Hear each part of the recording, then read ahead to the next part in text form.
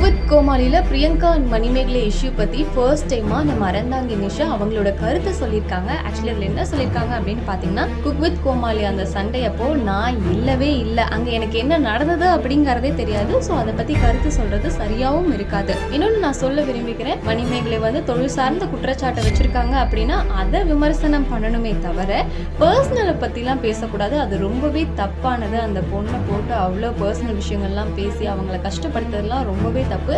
நான் இப்படி சொல்கிறதுனால யாருக்கும் சப்போர்ட் அப்படின்லாம் கிடையாது. நான் பொதுவாக தான், ஏன்னா எனக்கு என்ன விஷயமும் தெரியாது. நான் 2 பேர்கிட்டையுமே தனிப்பட்ட முறையில் பேச தான் போகிறேன். பிரியங்கா கிட்டேயும் பேச போகிறேன், மணிமேகலை கிட்டேயும் தனியாக கூப்பிட்டு என்ன நடந்தது அப்படின்னு பேசணும்.